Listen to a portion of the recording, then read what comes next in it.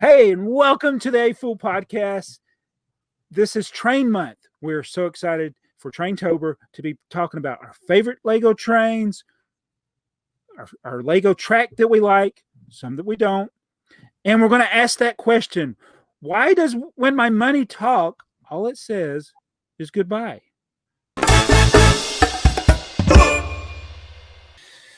What's up, guys? Mardi Gras Man 23 here, and we are back for another podcast. This way is Jabo, aka BrickTsar, and down below, we promise you today, BrickTrains is going to talk about trains because today it's all about trains on the AFoOL podcast. That's right. Sorry. Go ahead. No, I just threw that word out there. Go ahead, Joey. No, that's right. This is October is kind of the unofficial Traintober for several YouTube channels, and I thought we would jump on the bandwagon and let's talk about trains. It's our favorite topic. Yes, and trains is a theme. I don't care what anybody says. Oh no, trains is definitely a theme. Yeah. I'm not. City's fine, but don't lump trains into city. I know, if we get a new police station every year, why can't we get a new train every year? Mm-hmm. Right. Well, we do. A cargo train and a passenger train. Well, it ain't every year. Every 4 years. Every 4 years. Every other year at best. Yeah. Well, how about just something different? I mean, a cargo train or a freight or a passenger train, and I don't know. In all fairness to Lego, I mean, that's what trains are. They're either freight trains or passenger trains or work trains, but come up with better names. It's like when we collect model trains, it's like, it's based on railroads, and obviously they're not going to get into railroad names usually, but we got a taste of it with some of the sets. You can tell they're modeled after real trains. And I much prefer the cargo trains Than the passenger trains? I mean, I like the passenger trains, but I like the newer one, the blue and yellow one. I like that one. And I like the red one, obviously, but the ones in between, those white ones with the big cone noses. Yeah, they were. I guess there was what is that modeled after more of the ice trains in Europe? That was nose. All right, for our German viewers, it's ICE train. ICE, yes. For our American viewers, we don't care. It's ice. I thought the ice train was that blue one from the 9-volt era. Oh, that's the Mr. Freeze train. We're going to talk about favorites. I guess I'll go first. We want to talk about the favorite one that I don't have is the Santa Fe, obviously. But the favorite one that I do have, believe it or not, is the Maris train. I love that color scheme. I love the engine. It's 9-volt compatible, or power functions compatible. I think it's really the color scheme that I really like, but that's probably by far my favorite train. And that's a good locomotive in general, even if it had different road colors. I think it looks better than the BNSF train that Lego made. Yes, I think it does too. Yeah, I think that the Maersk is pretty good. The BNSF was a good one too, though. I mean, I think that's a pretty good looking little Jeep or whatever it is, GP9 or something. But what's your favorites, Jabo? That's always a tough one. I mean, I like some of the vintage trains, like the Whistle train, the 118, the 138, but those are pretty basic. I think going across all the different scales and types of trains that I collect, because I'm not just a Lego person. It would have to be the Horizon Express. Oh, okay. Because I collect the TGV in the orange and the black, and so that one's clearly modeled after the TGV, even though it's called Horizon Express. So that's one of my favorites. I don't have that one, but aren't the two passenger cars linked? Yes, and that's the way the real train was. Is that what it is? Yeah, you'd have sections, kind of like an intermodal for passenger trains. Yeah. Right. Yeah. That was kind of a turnoff. It's like, it didn't really. Yeah. So I guess you really would need 4 of those. You couldn't go with 3 if you wanted to add a car. You'd have to add 2 cars. Yeah, you always had an even number of cars. Yeah. Yeah. And yeah, I can see where that would be a turnoff. That's kind of the one that, like with freight, I've never been crazy about the intermodal trains on freight trains. You'll see them all the time where you'll have a stream of 6 to 8 cars. They're all linked together, sharing a wheel truck or whatever you call it. Truck between them. Well, that's common in real trains. The intermodals. So yeah, it's realistic, even if we don't like it. So actually, my favorite is the 111, which is the little push train, and you see it behind my head on the other and the other one. And it is. I don't know why. It's just basic, right? I mean, it is just basic building blocks, and to me, there's just something about that. Imagine you have to have a lot of imagination to play with that. Now, I have tons of others. In fact, your Metroliner, Earl, is the set I don't have that I wish I did. That it's. Yeah, I really like that one too. That one's probably second on my list. Is it really? Yeah, the Metroliner. Of course, I like the Santa Fe and your BNSF. I think I love that color scheme and stuff. I actually have too many of them that I like. The Crocodile. Do you have the BNSF? I do have it. Yeah. But I always go back to that little 111, that little 8 blocks or 10 blocks and a couple plates. I love it. I don't know. Yeah. Is it 4 wide? Is it 6 wide? It is 6 wide. It is. There's on one of them base plate. Yeah. Or plate. I think it's the 080 that's 4 wide, but it goes on 6 wide track. I have to look. 080, that might be. The 080 is kind of weird the way they built it. But you talk about your favorite train set. What about your favorite train era? Like, gotcha. Definitely 9-volt. Yeah. Definitely 9-volt. And why is that? 9-volt is great. Yeah, there's no doubt. The 12-volt. See, now I'm going to show my ignorance. The 12-volt's the one that had all the switches and stuff, though, right? 12-volt might be our favorite if it was available to us. 12-volt is when trains was actually a theme from yeah. Yeah, but it wasn't available in the U.S., right? Never. So I did not discover 12-volt, which ended in the late 80s. And it was still available as 4.5 volt. The 4.5 volt version of those were available in the U.S., but not the 12-volt versions.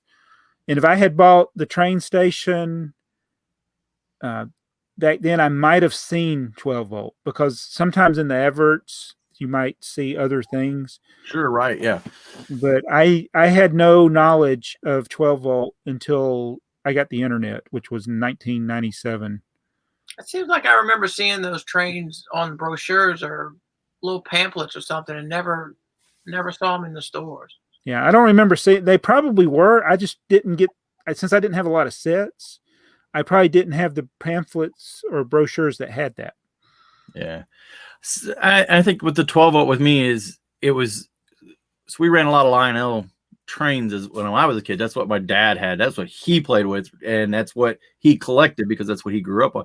So to me, having that, running the wires to run the signals and the switches, the electric switches and stuff, it just kind of, there's something there that brings back my childhood when I ran Lionel trains or O-gauge trains. We ran a lot of actual marks, so because we were poor, couldn't buy big Lionel trains. Yeah, I like the that they treated 12-volt like model trains were.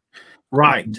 Because you had blocks, you could run the trains in blocks to where you could actually cut off the voltage with a switch, and the train would stop there. Right. You even had the light that would be red when it stopped, and then when you flip the switch and turn it green, the train would go, and you could run trains in opposite directions that way. It was a lot of things. You can have the remote control switches.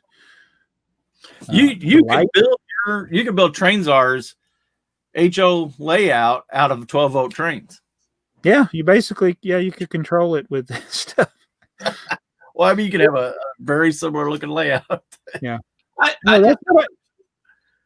see what you're saying now. His layout, the design of it Yeah. Because yours is block switched and all that, right? Yeah, the only thing they don't make is the 60-degree crossing or 30-degree crossing that I have in Lego. But I see what you're saying. Yeah, I could have block control. Yep. With a Lego layout similar to what that HO scale layout is. Yeah. So with the 12 volt, was there any extra add-ons like with the 9 volt? They had the train shed and the crossings and stuff. Yeah. Did they have in-home buildings like that or anything? They didn't have as many buildings as they did when they the previous in the Blue Track era. There were more. I think there were more buildings in the Blue Track era, but they had cars. Like you could get different. You could get a mail car for your passenger train that matched your passenger train. There wasn't a really extensive, a large number of different train sets in the 12 volt era. They just carried them for the whole decade, basically. But it was more like model railroading. You went in and you didn't just buy a set. You went in and bought a piece of a model railroader. At least that's what it felt like when you look back at it. Yeah. They had a few things like unloading station. There was one freight depot, but they didn't have I don't think they had a train station like they had, like in 9 volt era, we got the red train station and the yellow one that looked pretty cool. Yeah. Anything like that in the 12 volt era that I remember. I think the 9 volt was probably the heyday for buildings. Yeah, it seemed like they tried to do something extra, like the mild on train, the individual cars, and didn't they have a car loading set? Yeah, and that's one of the. I think the car loading set it goes across the Blue Track era, the gray 12 volt era, and the 9 volt era. There's each of those eras has a car unloading station. I should do a comparison of all three of those.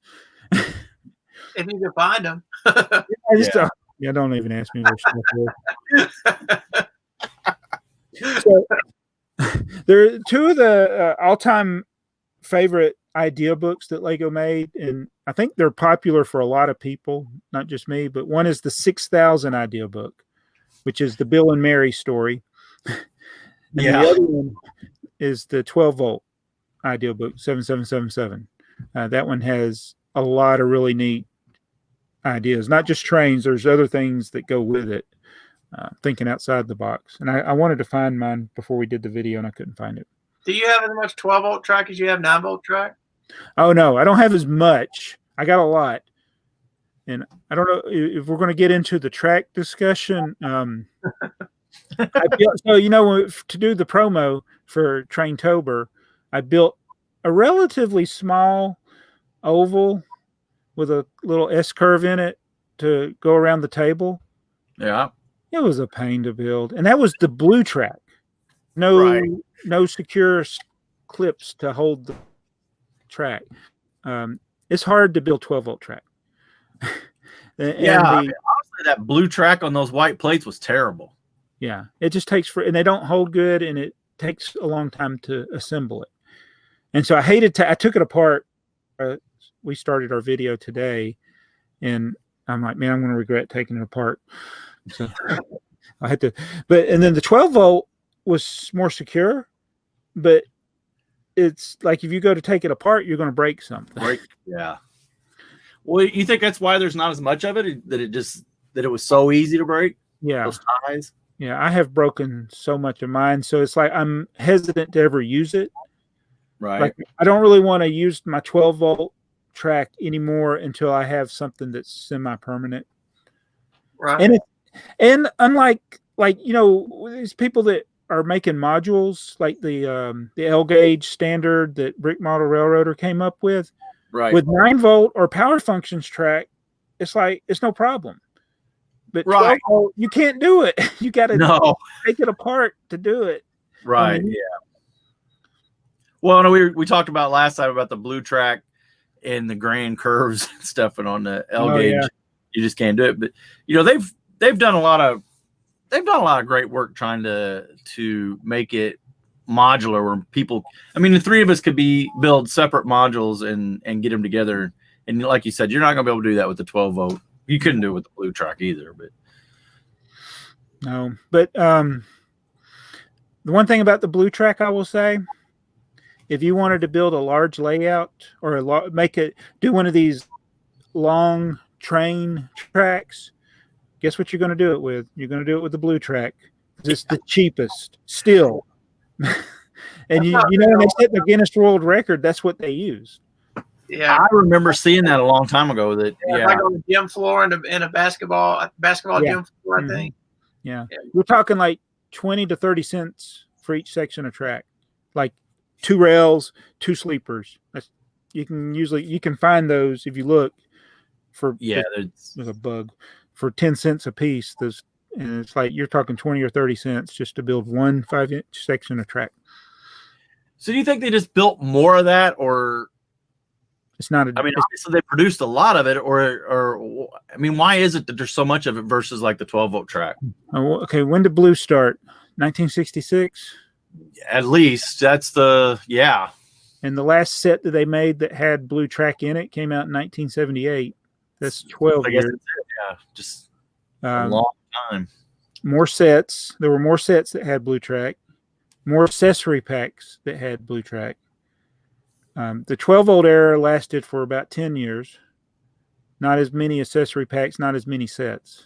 9 volt was about 15 years, so longer than the blue track, but it's more expensive.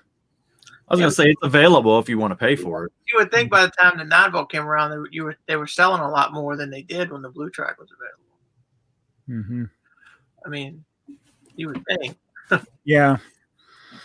Well, I'm trying to think too the time frame here. What was competing with Lego in the train market when 9 volt track was out? Was it the HO was just killing them? Because HO got really popular for a while. Everybody had HO layout in their basement. Tyco, basically, when they came around. Tyco was until the early 90s. It kind of died in the early 90s. Lego, I don't know how much the building block side of Tyco in the model train side. Yeah, no, yeah, but I was thinking Tyco like the regular HO trains. Yeah, those were those popular? I don't. All I remember Tyco was slot cars. Yeah, really. I don't know. Maybe it's just because we were in the trains we ran O gauge track and trains, but all the people that ran, and I'm gonna get yelled at here, but all the HO people, they were just playing with toys, right? Because it was the little bitty trains and stuff. There was this huge discrepancy, and that's why when I'm thinking that would have been the time frame that like would have been 9 volt for me, why I didn't see a lot of the Lego trains, that I was thinking that that something else in the marketplace was taking away Lego's marketability, I guess. Yeah, I've never really thought about other types of trains competing against Lego trains. And the Tyco is definitely toy grade. Right. Absolutely. Yeah. I'm a big Tyco collector. I mean, I have the slot cars. I have tons of the toy trains. They got the little operating unloading depots and things like that, like where a box car goes up and it kicks out the packages and shatters everything that's in them. But they're not realistic. No. Trains, I think in the 90s is when HO trains started getting more mainstream with the shows. I don't know how many train shows you've been to. Huh? With the train shows, do you think there's usually more HO scale stuff than anything? There absolutely is. Yeah, there's a ton of HO stuff, and that's why I was thinking that maybe Lego was just kind of getting away or wasn't producing as much trains because it was so hard to compete against. You could go into Kmart and buy a Tyco train set, fairly cheap, and yeah. Lego was always going to be it was going to be a bigger train, but it was going to be, you're going to have a smaller, your set was just going to be smaller. You weren't going to have all those buildings and stuff. But if you were a Lego person, it absolutely was the thing to do. I've always said Lego people are crazy and train people are crazy, but a Lego train person is insane. So that Metroliner that Earl has, what was the retail price on that in 1993? Hang on, I'll look it up. So like 150? Yeah, I want to 140? Yeah, I was kind of thinking 130, 140. It was more than the Load and Haul, which was the 4563, the freight train. Metroliner was 150. 150. All right. Yep. So guess what it didn't have? It didn't have the track. No, it had the track. The power. The power. Right. Yeah. Motor and no track, no power. No transformer. So you had to buy the transformer separately, and it was a retail price, I think, of $40. Yeah, I had my own train, so that wasn't really an issue. Yeah. And I'm not. So I think that I know that when the Metroliner was out in stores, I couldn't afford it, and I couldn't afford to get the power pack to go with it. And so my first 9-volt train I ever bought, I bought at a flea market for $35. Which one was that? Wow. The 4563. It was still in stores at the time. So the Load and Haul was 120 retail, and it had track, motor, and transformer. Yeah, but it was not as many pieces and not as big. Yeah. Right. So you may be onto something, Joey. It may have been like that cost. Yeah, because if you're buying your kid a train, you're just buying them a train. You're comparing a $30 train set from Tyco to $100+ set from Lego, and you're not looking at it Lego. You're just looking at buying a train set. Mm-hmm. Right. So, and those other, yeah. I'm sorry, get onto that. Well, I got us out there onto the. Seems like there's blue track everywhere you turn around. I mean, it's probably just in the corners of my house somewhere. But 9-volt is, the 12-volt. We know why it's always broken. Well, before we get off the track, there's one other thing I'd like to say, if I could. Oh yeah, you say whatever you want. I think Lego made a mistake in not making their track width compatible with something else out there, like either O gauge or G scale. Right. I think if they'd made the width on the lines of either one of those, which is not, they're so close to O scale. It's just a little bit wider, I think, than O scale. Right. And it's a little bit narrower than G scale.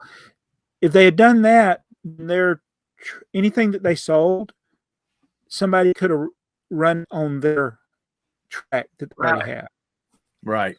And they wouldn't maybe even have made so much track. You could have just bought your LGB track, right, and run your Lego train on that.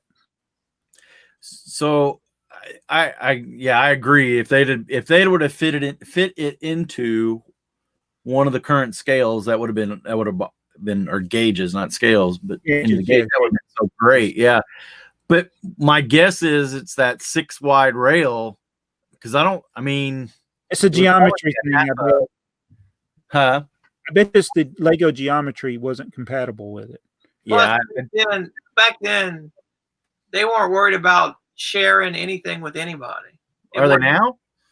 No. I mean, they're a little more fan friendly, I should say. Well, I think this gets me into another topic. I'm sorry. Yeah, I know, but if you, we don't want to stick to the script.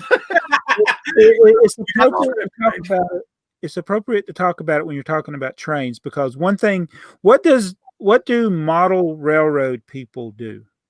Count rivets. So a lot of them, they are concerned about realism. Yes. Accuracy. Yes. Even though they make their own fake railroads.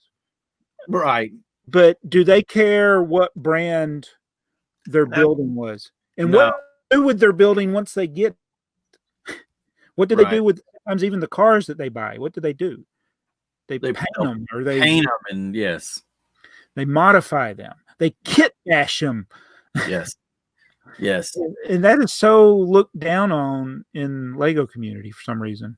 If you were to paint, cut, use a sticker that wasn't a Lego, the purists will just go absolutely crazy.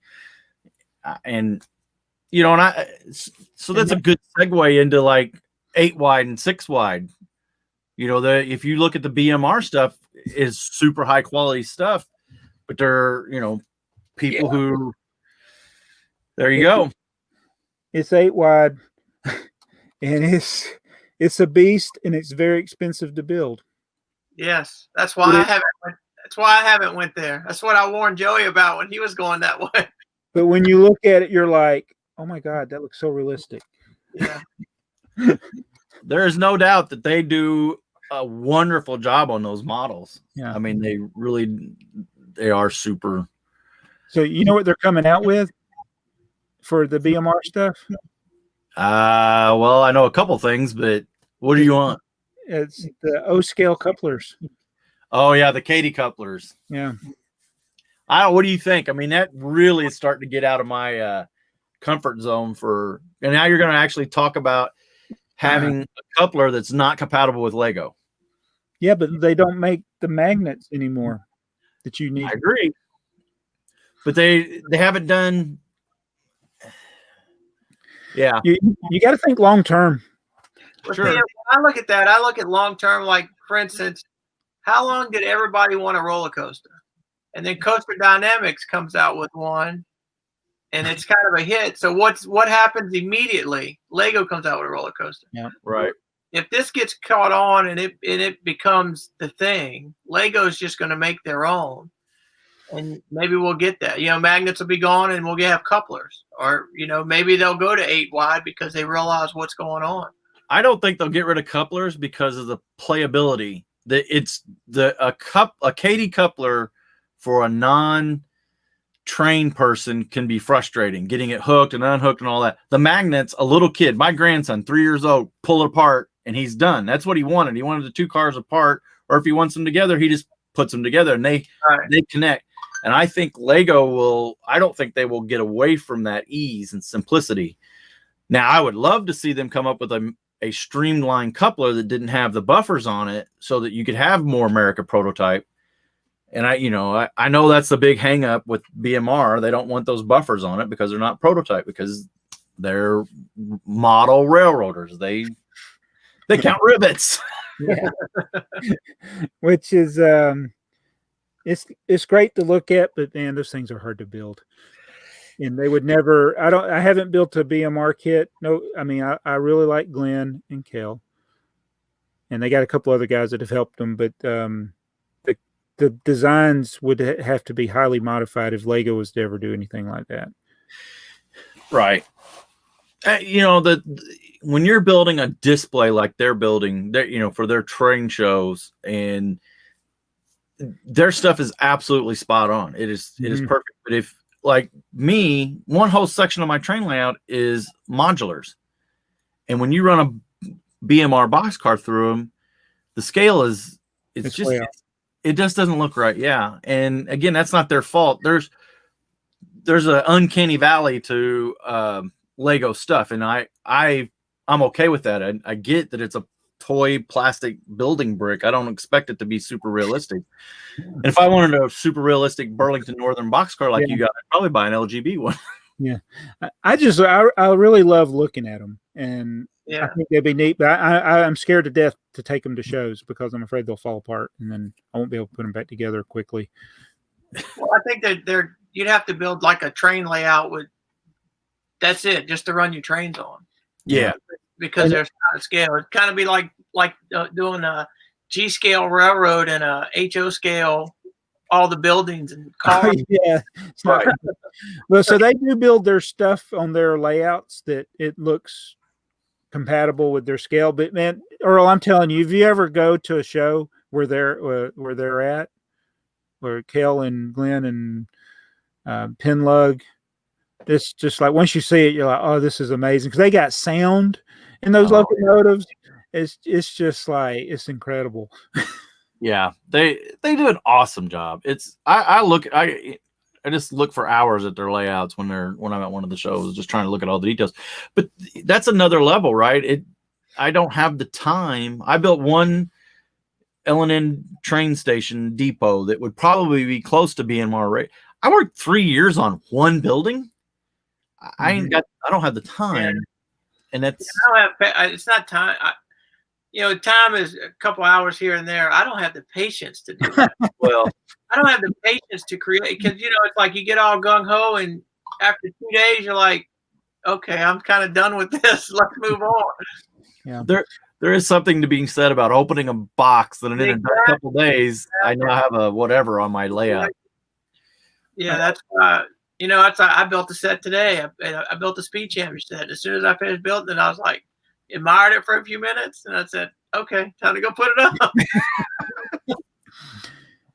I guess the problem with people like us is we might have a lot of things that we like, but if you focus on one thing and do it well, right, you can have joy in that too, and then you have time to make those things. But right, yeah, I look at it as like we are, the three of us specifically are Lego collectors, vintage or otherwise. So that's where we invest our time and money and effort, is in Lego sets one way or another. I think these guys, BMR and the stuff they're doing, I don't know that they are primarily Lego collectors. I think it's the medium in which they work in. They have chosen to use Lego because of the same reasons that we like Lego, right? It's something that we can build with. You can change it, you can modify or whatever. And I think to them, it's a great place to start, and they are able to get that realism out of it that, I couldn't do it. I could not. Yeah, when they buy stuff, it's like, like look at Kevin Hingle. He buys something, he builds it, and then he breaks it down and separates it. And he's got this. His parts collection looks like a Bricklink store, and it's like, why aren't you just buying parts?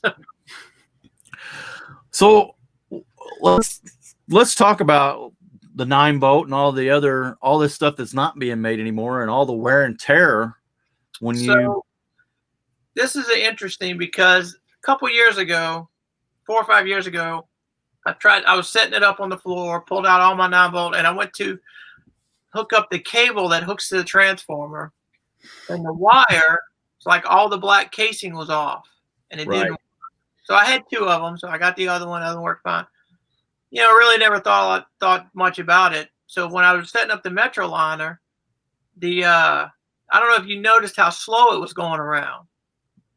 And I don't think it was the motor worn. I think it was the wire. The wire from that motor has a wire that goes to the light. And that wire looked just like the one from a few years ago. And it's just from sitting in storage. I mean, it's not like it's in the attic. It's just but it's just like that. And those things aren't easy to replace. No, they're very expensive. And it's one of those things that I didn't discover that problem until it was too late. Because all those wires are about the same age. Right. Yes. And so they're all starting to break down, depending on how people have stored them at the same time. And I don't know what we could have done to prevent it. I do have some that look fine. I don't know what the difference is. I do know there's a Bricklink store here in Georgia that has a bunch of those wires. In their description, it's like something about they put oil on them. Huh. And these are 25 years old or whatever, and we do what we can to keep them from cracking. But I got some that it's literally there's no insulation left. It's just the exposed wire in sections of that wire. So what do you think about fixing those? I mean, here we go again. The level of your comfort level of as far as like a reproduction sticker or not. I mean, I everywhere. There's wire. You can get stranded wire at Home Depot. Well, that's what I said. I've had the transformer connections apart before. Yeah. I mean, it is possible to fix them. It's a lot of work, and I'm not 100% sure you can get it apart without That was what I was trying to do, is explore whether I could get it apart, solder in new wire, and fix them. Obviously, it's not something you would want to do to sell. Although I would say that there would be somebody more than willing to buy that if you were honest about, hey, we took these apart. They're probably glued back together now. Yeah. But they got new wire. Yep. They're safe. Wonder what's the wire from the 60s and the 70s, I think, lasted longer. Or but had asbestos in it. What's that? It probably had asbestos in it. Oh, so don't eat it. Yeah, don't chew on it. Yeah. They didn't know no better back then. And then you got the other problem, like the 9-volt motors. You can run them till you burn them out. Yeah. And the only thing I've ever seen a 9-volt motor, I mean, I've seen some that are just dead, but they usually just kind of slow down. And I bet the same thing if you get in there and actually cleaned them. Yeah. Yeah. It's just wire and magnets, and I mean, yeah. And so the in the 4.5 volt and 12 volt era, what did they sell? Replacement motors. Well, yeah, and not just the motors, the contacts. Yes. The bushings. Yes. They had all these little tiny boxes of parts that you could, whatever wore out in your 4.5 volt or 12 volt motor, you could replace it. And those had screws where you could just unscrew them, take them apart, and fix them. Back again, where they were back in, looks like they were trying to be model railroading, like they were trying to compete with people that were, hey, this is going to last you a lifetime, and we're going to give you replacement parts. Now everything is, I'm not saying Lego says everything's throwaway. Yeah. Yeah. It's all disposable. So do you think the motors to the new motors are better than the power function motors? You mean the power function versus the I don't even know what the new one's called, the one with the hub. Powered up. Yeah, thank you. So is the powered up motors, are they better than the power function motors? I honestly could tell a real big difference. See, I couldn't tell a real bit, but I don't run them as often as you do. But I couldn't tell that big of a difference either. Yeah. It depends on how long that app works. Ask me in 2040 what I think about it. just don't lose a controller. Yeah. I tell you, my biggest thing, I haven't had any motors fail. The thing that gets me is the axles on some of the steam trains that are the steam engines that I built, where it's actually a Technic axle running through a Technic hole with those train wheels, and it just wallers those out. And now the wheel doesn't run concentric anymore. It was, so I've actually had to replace some of the Technic parts, but the motors themselves, I haven't had any breakdown on those yet. But it's like you need some kind of bushing or something, whatever they call it in there. Yeah. Well, and isn't that what BMR did? They know this, right? Their wheels are going to last longer than they will. They absolutely will. They will. And they had to go and look for another, because the axles, Lego sold those metal axles, and they've just gone away from those now. Right. They made a video telling us why it's so much better, but it's not. So BMR's got somebody that's going to be making axles the same dimensions, because the plastic ones are crap. Yeah. What the video says. So have you seen the newest ones? The ones where there's the two wheels in the set that's all 100% plastic? Not just the I see what you're saying. That's what I'm talking about. That's a replacement for it. Yeah. I'm on well, the Disney train that has them. The hidden side has them. Oh, it does? Yeah. It has those plastic. Well, that thing's got like 2 feet of track. I don't think it's designed to run. Yeah. Yeah, I don't know how. I'd parted out a bunch of those hidden side sets, so I have a bunch of those wheels, and I really have no interest in keeping them because I'm afraid they're just going to wear out. I know Lego said they weren't, but that's the video you're talking about. Now I'm with you. I'm slow sometimes. My brain's lagging. The best way to protect your Lego motors, your trains, your wires from wearing out is to not use them. Put them in a display case. But so I have my monorail running, Earl, right? So I have the let's see, which one's the Unitron, the black one. I got all the pieces to put it together. But so far I've had to cabbage a couple different battery boxes together just to get one to work. So, but I will have them all running. By the time this is aired, there will be a video of all 3 of the monorail sets running. Oh, I have never done that. The space you need is crazy. It's yeah. 2 of them. Yeah. I can only fit one on a table, a 4x8 table at a time, basically. Oh yeah. Let's see. So the airport shuttle goes down to ground level. Yes. So you could make one of the space ones go over that ground level, so you'd have one over and under, right? I could, yeah. So where would you put the third one? Well, the third one's the one that ends in like a vehicle that runs off like a truck.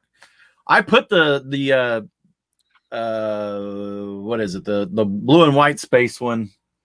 Dang it! I have my brain's fried tonight. Anyway, I put it on with the Futuron. That's the blue and white one's the Futuron. Yeah. So I put it on with the space shuttle track, and the clearance is nothing. So when it went through there, it just knocked everything off. So even then, we had 4 wide versus 5 wide. Yeah. I didn't realize those being built different sizes. The train. The space has everything hanging off the sides. Yeah. The airport shuttle is just as wide as the monorail. Yeah. Yeah. Everybody. It's funny how there's only those 3 sets. Yeah. In the accessory packs, but there's so many people that like that now. Yeah. It was more expensive than the other trains too. Yeah. They were. What were they? $699 and $6990 and $6991. The first one came out in 1987, I think. Did it? What? Yeah, 1987 is the Futuron. $155. In 1987 dollars. In 1987 dollars. I have to work like 2 weeks. That was just the oval. That was the space one. That was just an oval. Just double oval. Yes. Yeah. So the Futuron monorail, which was the one that it kind of went over and under. It had switches in it. It was $178. I think it's a better value. And then when did the airport shuttle come out? 96, I think. No, might be wrong. 94. I'm just guessing. I'm gonna say 95. 399. You're gonna say how much? It came out in 1990. Oh, it's 1990. Wow, I was way off. 1990. $200. 140. Wow, that's an absolute bargain. Yes, it was. Compared to the other 2. Yep. How did I not buy that set? Yeah. I don't know. How did I not buy that? That is actually a pretty cool set. Dakota has been playing with that, and that functionality with the switch where you turn it and everything. For a 3-year-old, he's having a ball with it. I'm sitting there looking at it, going, "Oh, that piece is $30. Don't break it." Oh well, I let him play with it, so I can't say anything.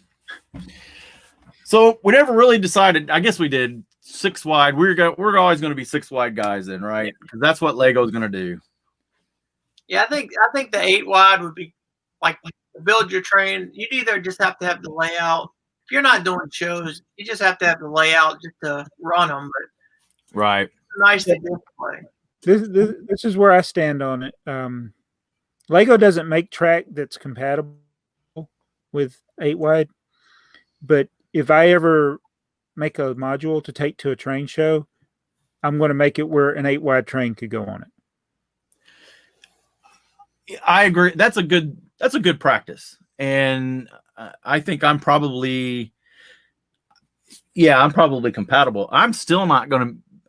I still have a hard time with the L gauge module because it's 3x3, 32 base plates, and they want the extra set of base plates in front of the track. Yeah. And to me, that is such a lot. That's just a large wasted space.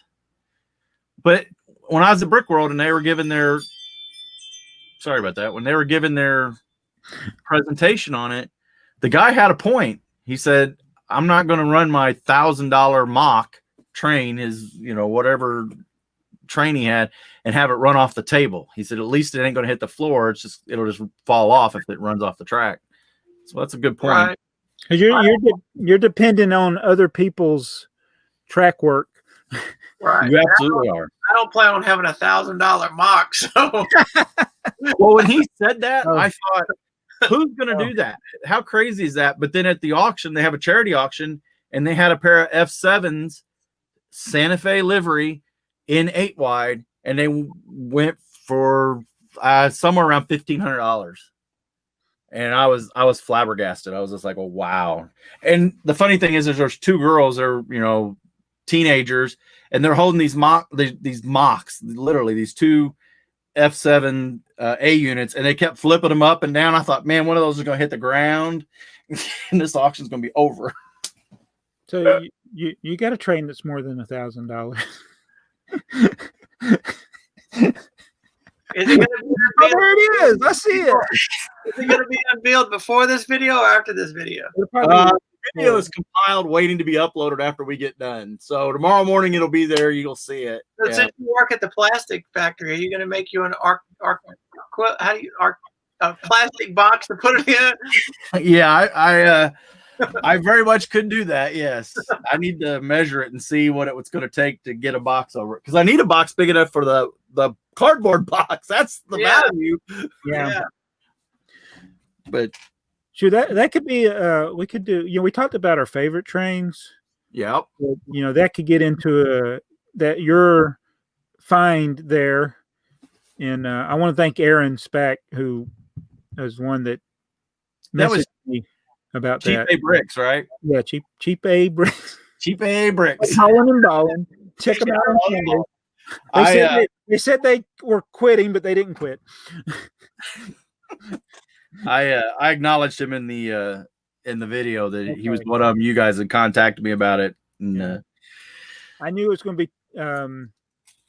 I knew I wasn't going to be able to stay in the game with that one. So that's one of those things that that's one of those things. If you said you were going to be interested, I would have got out because it needed to go to somebody that's going to get it out for people to see it, right? Because I was first off, I wanted. Let's not kid myself here, but I will have it out on display at some point. I will take it to a show.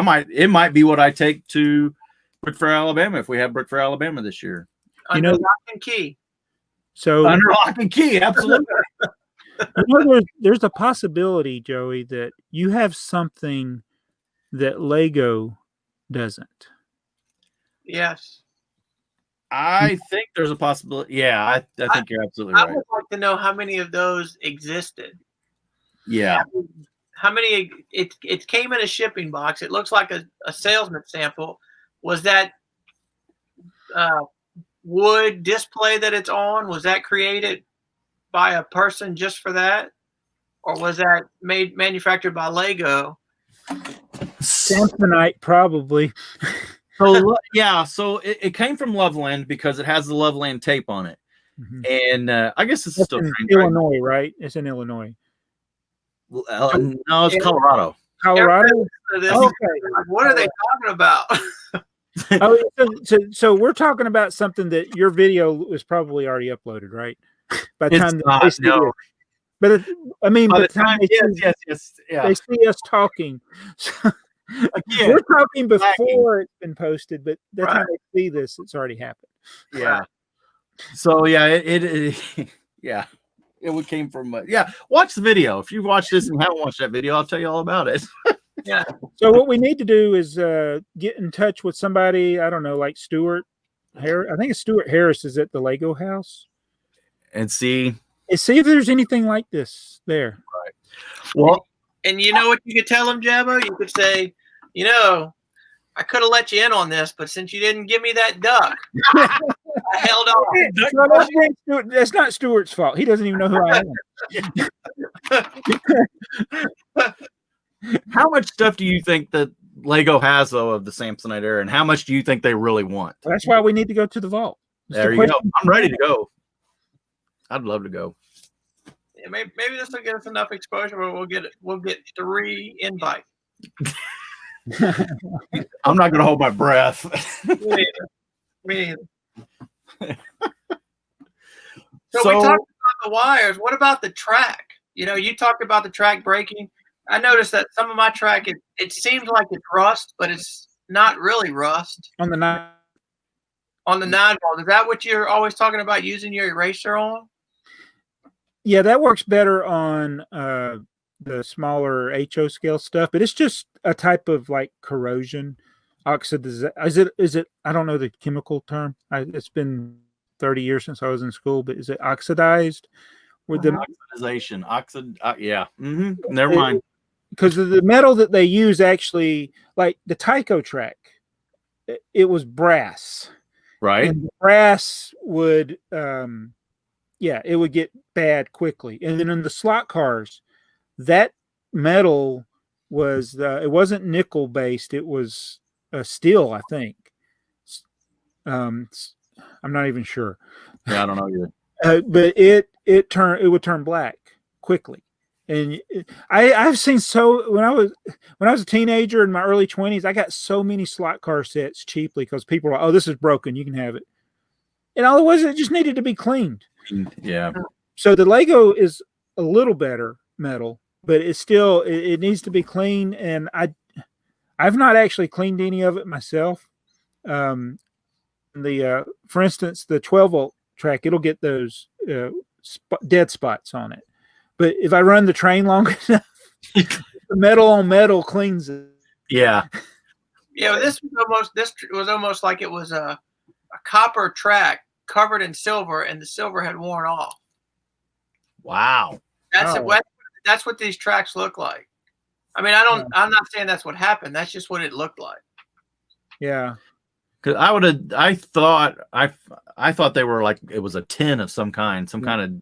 They won't rust. Right. Yeah. Because I have not ever seen it rust. I've seen it tarnished, where it's the black or whatever. Have you ever seen Alex Nunes' video where he he went to the Hobby Lobby or somewhere and he bought the strip to make his his RC track 9 volt? Yeah. You ever thought of doing that? I thought about it. What's that? It won't last. It won't last? No.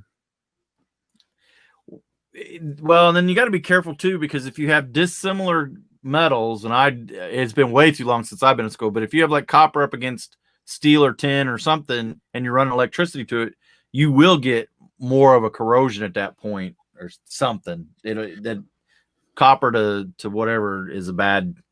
Yeah, I work for the phone company. So you know all about it then. Yeah. So I went on a trouble this past week, and I'm like, there was corrosion where there shouldn't be corrosion, and I'm like, you got a leak. It's like there's water hitting here because the way our stuff is, the ground is positive, because if the ground was negative, it would corrode. Everything would just corrode so quickly because of the way the electrons flow. Yeah. Huh. I did not know that. Yeah. The phone company's back. It was so hard for me when I started working for the phone company. I'm always used to the plus being plus, and the minus is the ground. But the phone company, minus is like what the plus is, and the plus is the ground. It's very confusing. Huh. So out of all our track, our 9 volt and our 12 volt and our blue track era, what is our least favorite track? I bet we all have the same answer. Flex track. Flex crack. So why is it garbage? Let's elaborate why it's garbage. I'll do one. Can I do one? I'll do one of them, and I'll let y'all do another one. It looks like crap. Okay. That's it does. It's very hard to ballast it to make it look realistic. Yeah. And I don't do a lot of ballasting on my track. I put reddish brown plates over the top of the rails, and that's as far as I go. I don't fill in and then put the black on there, which looks good. I'm not complaining, but it's just that much more expense that you got to add to it. Yeah, I think the only thing it's good for is just making a layout. If you're going to do anything other than set up a train track. And that's where the third party stuff is helping that a lot. Bill, I finally got a 120 and the next size in wide radius track for my layout, and I do like it. I like it for one reason: Dakota can't turn the trains on full blast and run them off the end of the table anymore. Oh yeah, yeah. What's the gauge? I mean, not the gauge. The radius of the Lego track, is it 36 or 40? I never 40, I think. So, yeah, that's the one thing. That's the one thing across all eras. You could run a train fast enough to derail it in a curve. Yeah, they never made it wide radius enough to not do that. Well, you just have to learn how to do it, like slot cars. Yeah, that was the biggest slot car. Yeah, that was a crash. But so we're all in agreement. Flex track. Yeah, I mean, like talking about it. Yeah. I told you this before, but I had people at one of the train shows when I was, these were Lego people, and they actually have a Lego train layout too in their basement or whatever. And they'd always ask me, "You got any 9-volt track for sale?" It's none for sale, but I have plenty of it. And I said, "But I got a lot of flex track over here. I'll sell you cheap, And they're like, you can't give me money to take that away from you." Oh wow. So is that cheaper than the blue track? Oh no, it'll a single piece of the track will sell for like a quarter. Of the flex track. Yeah, you can say it's 25 cents a piece. So that's more expensive still than the blue track. And it takes what, 8 of them to make a full length? 4. I think so. 4 or 8. 4 equals 1 track. So it's still $1 a section of track. Maybe we should just put it all in our Bricklink store. Well, why would I do that? No, already did, and it's already gone. Already gone. See, somebody's buying it. Yeah. I've used it. I've ran on it, and it's fine. But if you get into I don't think and I can see it, but I can't. The Crocodile, the big steam engine. Well, the Crocodile probably won't run through it either. But the steam engine that Lego did a few years ago, the The Emerald Knight. The Emerald Knight. Thank you. Names and numbers are not my thing, but I doubt it would go through it without derailing. And so that brings up another problem with trains. Now that you said the Emerald Knight too, because they didn't make enough cars for that. No, they didn't. So I did notice on the hidden side train, which I almost bought because it was on clearance, and I almost bought it, but I didn't. It has that piece on the end, so you could the one new piece of track. Yeah, which is kind of clever. I mean, yeah, so realistic. That's exactly what trains do in the real world. They go from the road onto the track. Well, I do want that piece of track. Yeah, just to load your train. It's like a derailleur almost. Can you make on Traintober's layout? I don't know what you call it. The black track where you put the car. It's called a derailleur. Can you make one of those for Lego? I mean, could you take a couple pieces of track and actually make one of those?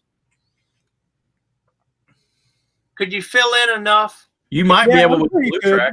Yeah. You'd have to use like cheese slopes or something. You could do it where it goes from a wide gap to where it's right on the track. I bet you somebody's done it. Yeah. It works better with model trains because they can make it look like a grade crossing. Right. Yeah, it looks like a grade crossing. Yeah. N scale is a little more tricky. They actually make a wide piece of. I'm showing it this big, but it's like this tiny, where you can put your N scale cars and just roll them right onto the track without having to hold the wheels. Yeah, because every time I see that train layout, I always wonder if that's possible to to make it with Lego track. Yeah, the bigger the scale or the gauge, the easier it is to put your trains on the track, I think. So, well, yeah. you almost need that re-rail or an HO because they're always coming uncoupled or off the track or something. It kind of corrects them. That's why I got them on both sides of the layout. Because that brings another thing. You talked about earlier about the $1,000 train. I've not had a super expensive one go off, but I got a couple of locomotives that are $500 locomotives that went off. If they have any hint of coming off the track, the power's cut. So I'm not taking a chance of those falling 4 feet to the ground. I tell you one, not Lego, but don't ever let that Star Trek locomotive hit the ground. Yeah, I'd hate for you to have to buy another one of those since you have so many cars. You would have to buy another one. I know. Well, Traintober would. You've got one locomotive and like 80 units to pull. I've actually thought about buying another one from eBay, but they are so expensive. And I was going to grab it. Do you know the deal about 9-boat track and going one direction on 9-boat Lego track? If you look at the tabs where the track comes together, when the wheels, and this is, I think somebody did a video about the crocodile coming off the track all the time, and I think they were running a train the wrong direction on 9-boat track. And I figured it out when I was making my big boy. The wheels will ride up that electrical contact, and the small wheels, and it'll derail your train. But I think it's clockwise. If you run your trains, always run them clockwise. That tab is the other direction. Wish I had grabbed a piece of track to show it. Next time you got your track, this is homework for everybody. Look at your track. Yeah, it's that extra little width where the metal's in there. He's got it causes it to be just a little bit wider. I've never looked. I have bad eyesight. We were talking about the bad eyesight before. So I've never looked at that, but now I will. I'll look at that. It's I was very snarky because I did the crocodile video when I got it, and I got a lot of it did pretty good for my channel, but I was like, I didn't have any problems with it. All right. It ran great. I thought that maybe the tiles on the front weren't on there right, but that's the way they are. It's the way they're designed. Somebody said that's realistic, but I started getting all these comments about another YouTuber, and they were like, he says take the rubber bands off if you don't want it to derail in the curves. And I replied, mine didn't derail in the curves. Right. So he was probably running it on his 9-volt track, like you said. I think he was, and I think he was running it the wrong direction, and there'll be just enough because Lego's got that crocodile in there. It's just everything's just barely touching as it turns. Runs great in wide radius track. Maybe they need to make some of that.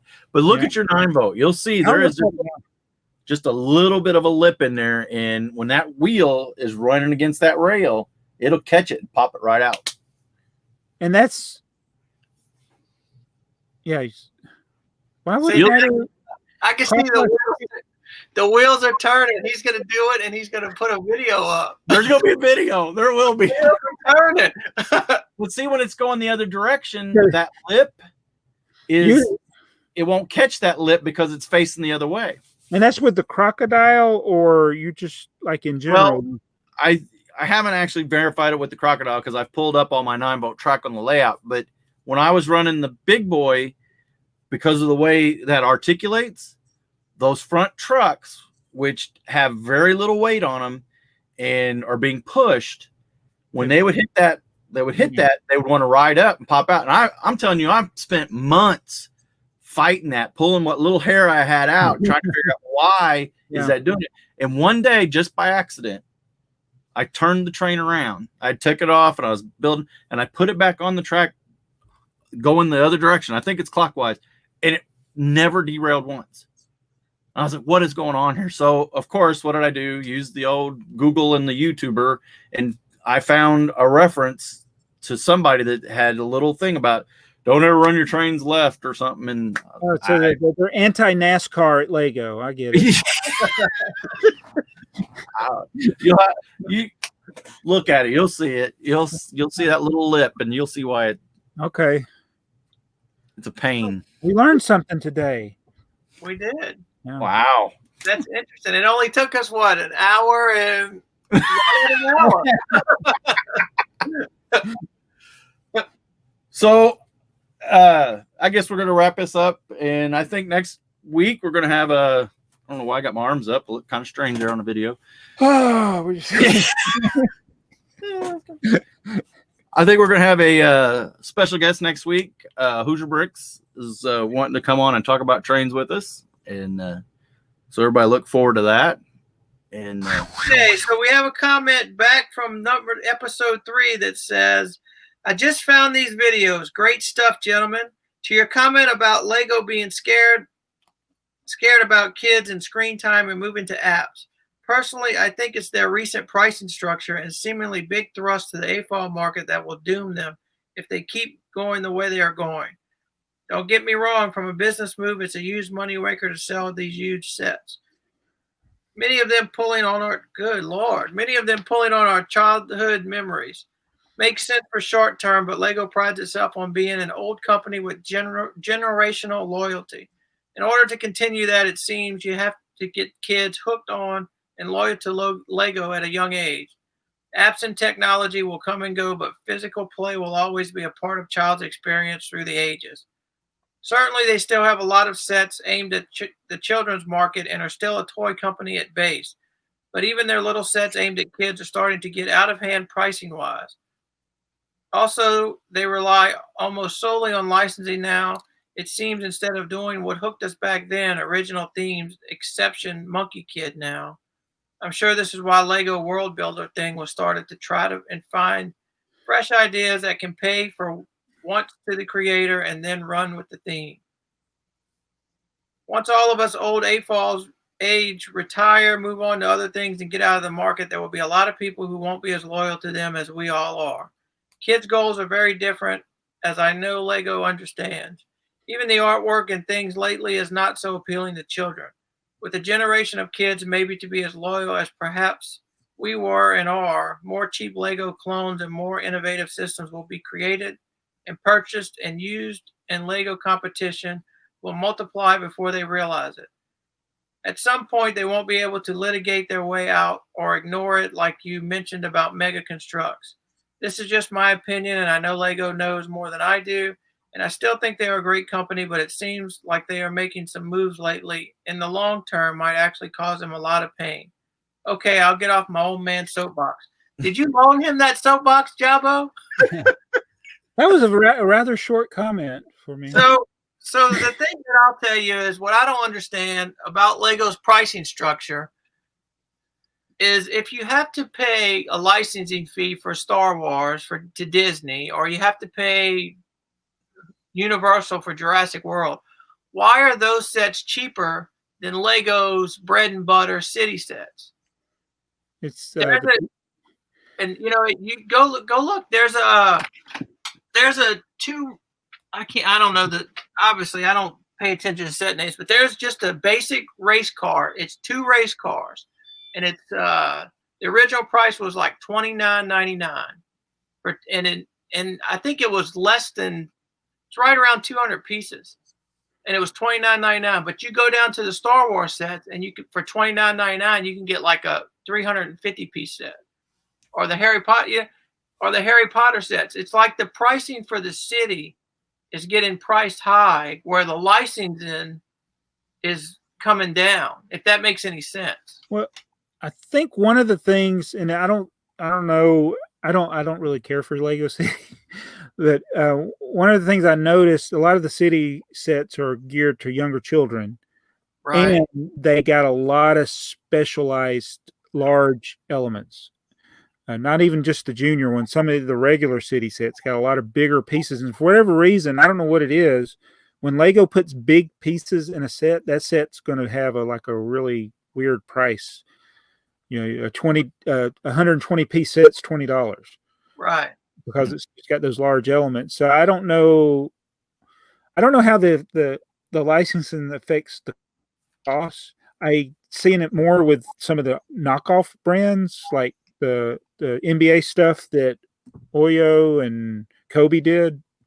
It'd be $10 for one of their figures, Yeah. which everybody would just be up in arms if Lego tried to any figure for $10. That's now Right. $5. It's outrageous. Yeah. But he brought out a lot of good points about the price structure. But I really think if the original family members were still alive, Godfrey and Right. Ole, or whatever you call him, like I used to call him, old Kirk Christensen. I don't think their values are the same as what the values are today. Because now Lego is a multi-billion-dollar company. It's probably the largest toy company in the world, and they only do one product basically. I think when you get a business gets that big, they don't think about loyalty to the customers. No, really, no business has loyalty to the customer. Mom and pop store does. A small company might, but I think they're like a cell phone company. They don't care about the existing customers. They just want to get new customers. And look at the branding on some of these expensive sets. The guy has one Lego set on his wall. That's his whole apartment. Yeah, and I really think the reason that they have to make that they're attempting to make all these sets for AFoOLs for guys like us is because they know that their market share is shifting, and it's not so much for kids now versus they have to retain us. They have to retain sales from us to counter what they're losing from kids. Because, I mean, just think about it. If Jacob, if you was to buy your Jacob, so if he came to you, what would he pick? Would he pick an Xbox game, or would he pick if he had $80 to spend? If he was going to the store with $80, would he buy the new Xbox game for $80, or would he come home with an $80 Lego set? He will never. I'm still waiting for him to buy his first Lego set. So, think about that. He's grown up. He doesn't need to buy Lego. Right. I don't know. I guess the thing that would really tell is when he moves out, what he decides. Yeah, he's not thinking of buying Lego set. Okay, so maybe Jacob was a bad example, but maybe we could have him on the show one day. We could ask those types of questions. We do need to get him on the show. We need to get him. We need to schedule a special guest. I think the bottom line is what Lego's worried about, and as long as we keep buying those sets at the increasing rates or the increasing prices, and they don't see any decline in that market share, they won't stop increasing the prices. I don't see it. I think these other adult sets that we're seeing now, I think that's just if they're not going to make any money, they'll go away. But as long as they make money, there'll be a new something. Yeah, they're one shots really. Because you sell one set for $300 to you don't have to sell $10-$30 sets to the kids. That's true. That's true. Well, and they don't care if you never come back in the store again. If you buy that $350 cantina, right. And as Kevin Hinkle has said, they are not making those sets for AFoOLs. They know that AFoOLs will buy them. Right. But those sets are made for these one and done people. I agree. There's a lot of sets, like the Friends set. Yes, that's a good example. Yes. Or the Seinfeld set that's supposed to be coming out. The Home Alone set that'll be coming out. The Sesame Street set that'll be coming out. Those idea sets, and this is why I think the Lego World was Lego World. What's the thing called? World Builder. World Builder or something. Yeah. Yeah. It hasn't caught my attention at all.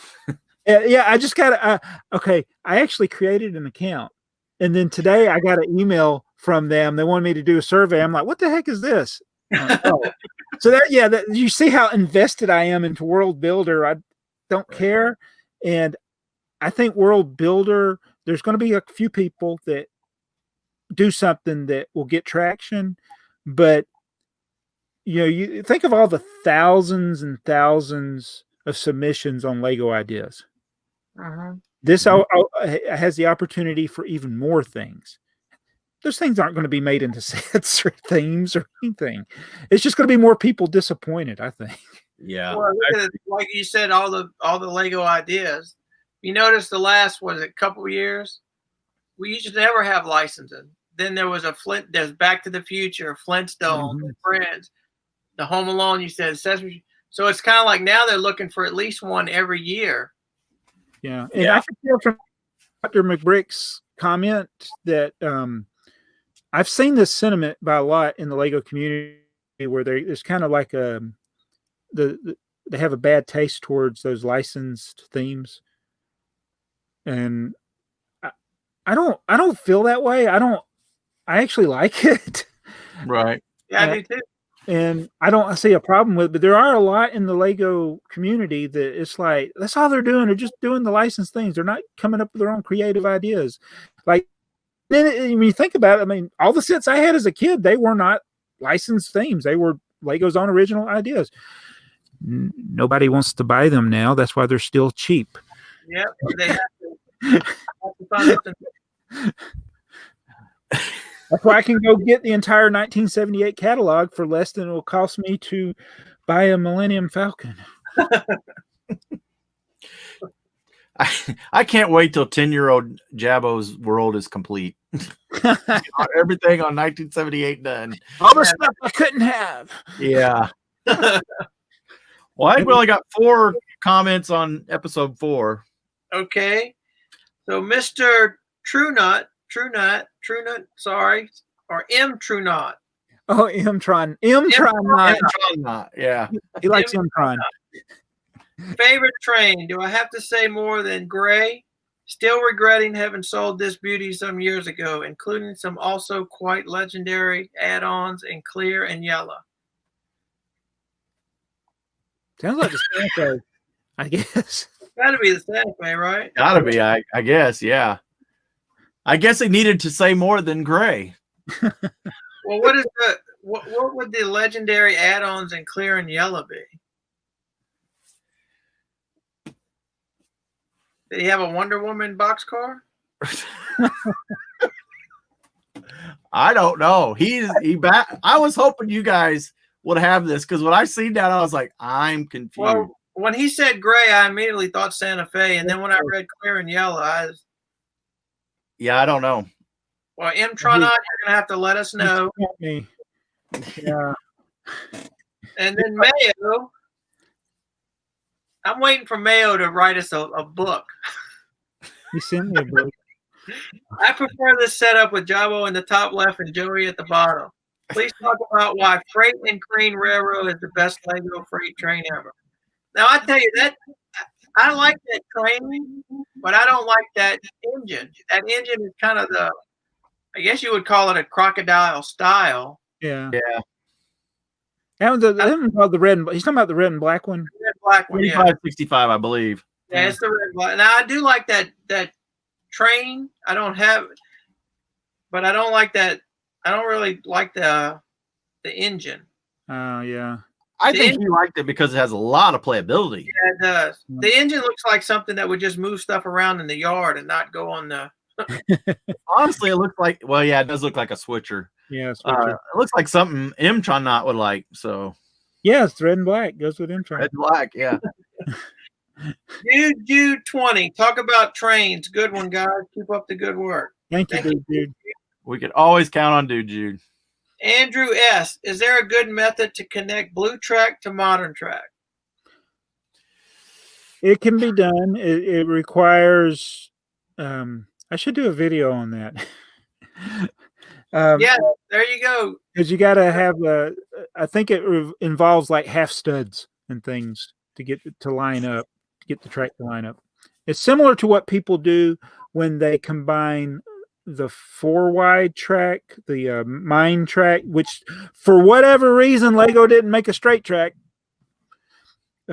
you know, because the curves and the hills connect together, but the straights don't. So you have to kind of adapt it. So I know there's people that have done the 4 wide and connect. It's the same principle. Yeah, get it to line up. I think you could do it. Yeah, I've not had a reason to do it, but and so it can't possibly be that hard. I saw a guy who, because I was talking about how you can't combine 12-volt and 9-volt track where you could run trains from any era on the same track. That would have been awesome.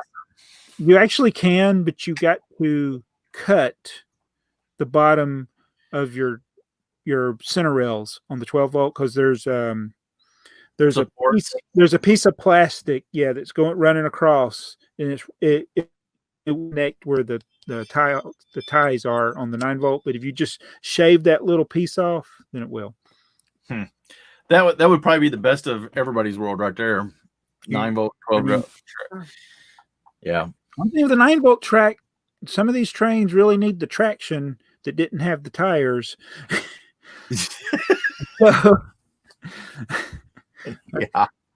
Yeah, we didn't never do the topic. What's your favorite tire on a train? Well, maybe we'll save that for next week. What's your favorite tire? Nobody's asking that. That's for sure. Nobody. Ones that are not brittle. I just noticed. What are we, an hour in? Over almost an hour and a half. You're in the basement and not in your office. Yeah, thanks for noticing that. And actually, I was worried that I would lag down here because I'm on Wi-Fi, and I guess it worked. No, you did fine. Yep. Okay. So we're at an hour and a half. So I think we've had a pretty good time, and we're gonna do it again 2 weeks. We're gonna have a special guest next time, and subscribe to everybody's channels. Links in the descriptions, cards, links at the end. Subscribe and click the like button and do all those things that I never ask you to do in my videos, but do it anyway. So let's get BrickTrains to 1,000 subscribers. He's got to pay for that train that's above his head there. But and if you haven't seen it, be sure to click the link and go check it out. It's a video, and it's going to be multi-part because I've discovered that train just goes back and forth, as you've probably already seen in one of the videos, but there's going to be at least a couple videos out of that train. So great. I would hope so. Well, yeah, for my non-monetized videos. The rarest Lego train in the world. That possibly could be the rarest one right there. Remember, it can't be. I had a whole debate over what is rare. Well, one, you can't be less than one of a thing, right? Less than one? No. If you have less than one, you have 0. Yeah. So if there's only one, it's the rarest in the world. Right. Yeah. And it's probably only one of those. Yeah. Thanks for watching, everybody. See you guys. So, Oh,